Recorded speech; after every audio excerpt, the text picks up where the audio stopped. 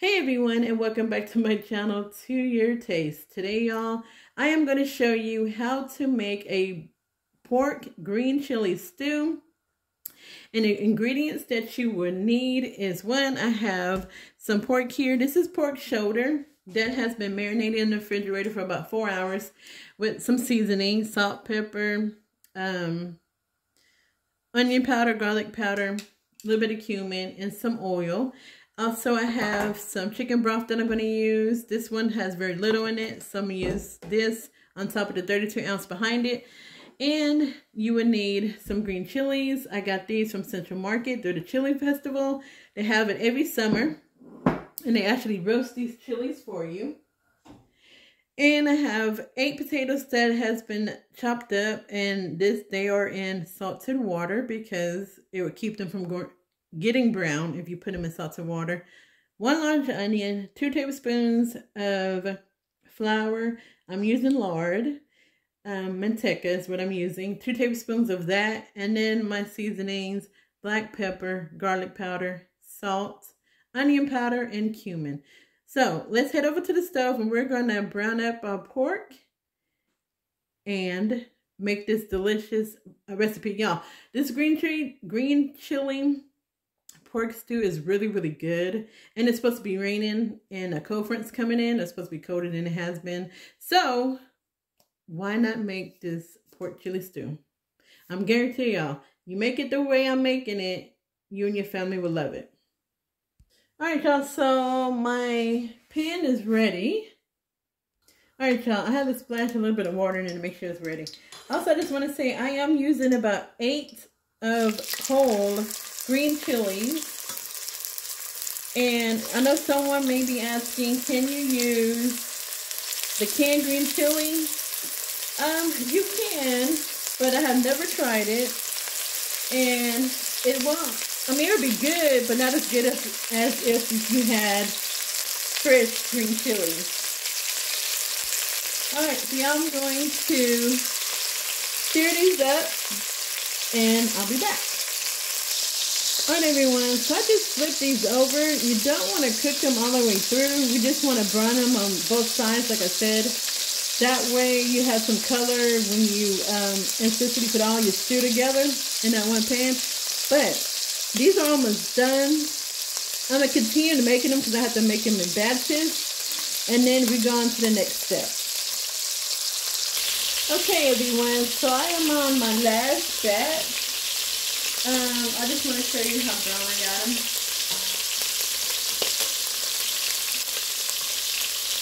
Like this. So you can see that all nice and brown.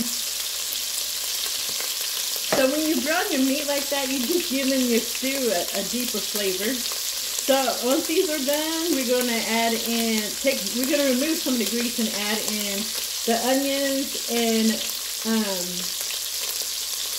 the chilies, and then our flour. Alright, everyone, so I'm done with the pork. Now I'm going to add my onions. I did remove some oil out for that too as well. But I wanted to show you something because I totally forgot this. When I pause my videos, I always, let me go ahead and add my onions to it. When I pause my videos, I'm cleaning up the kitchen. Just moving everything around. And I totally forgot about my garlic. I have a little mixer. Oh, not this one. I have a little mixer that I cut my garlic in. And I forgot about it. And I was spinning it up. And I was like, why is this out?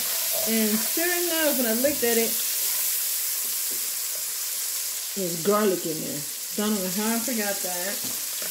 But, so that's about 4 garlic cloves that has been roughly chopped up in my food processor, my little one. All right, so when you add your onions to this, scrape that bottom to get all those brown bits off of there. You know, I'm always saying, y'all, if you're gonna make, you know, with my stew or when I make gravy, I always scrape that bottom off of there. All right, now I'm gonna add in my green chili.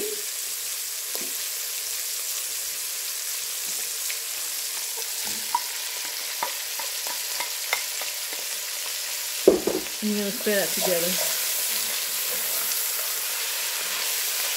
Alright, so we're just going to cook these for about 4 minutes together.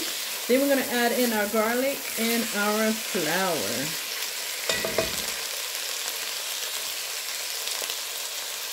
Okay everyone, so now we're going to add in our garlic here into this. And we're going to cook this for another about 3 minutes with the garlic in there. Make sure you don't burn it. Let me get all of that on here. And I'm so glad that I've noticed my mixer, my little processor being out, because whew,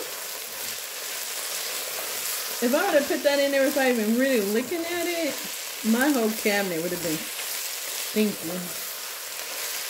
Alright, so we're just going to mix it in. Like I said, we're going to cook this for about another 2 to 3 minutes. Make sure we get that garlic cooked. Alright everyone, so now we're going to add our flour. You're going to hear some water in the background. I'm just making some fresh dish water, so I will not have to worry about cleaning anything up except the dinner dishes. 2 tablespoons of the flour. We're going to mix this up and cook it. So make sure your flour is all cooked out. You don't want any clumps of flour in your pork stew. And then I'm going to grab my small one of the chicken broth here. Just kind of pour some in there. You know, I do a little at a time. Let's move it. Okay. And there's a little bit more. Okay, so that's all I do. So I'm going to continue to do this. And then we're going to season up the broth. And then we're going to add in our meat and let it cook. Alright, now, so we're going to add our seasonings. We're going to add in our cumin. And just season to your taste. Onion powder. I should have had these open. Black pepper.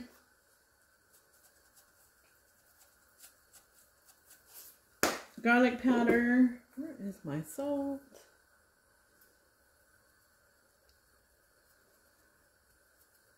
And, oh, there it is. And my salt.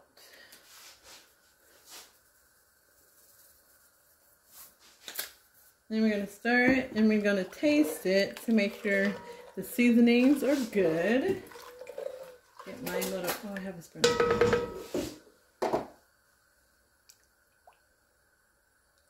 Oh, I want to burn it. Hey. That is it. That is it. Alright, so now let's go ahead and add in our pork. Alright, so we're going to add in our pork here. And if you feel like you want to make sure it's covered in that broth, but if it's not, you can add a little bit of chicken broth to it or add in a little bit of water. Alright, y'all, in with those juices that was there. Alright, so we're going to cook this until the pork is almost tender. Then we're going to add in our potatoes. So at the point, like I said, you want to make sure it's submerged down in the broth. When you add your potatoes and you feel like it's not, like you need more of the chicken broth or the water or whatever you use, you could go ahead and put some more in it to cover up the potatoes.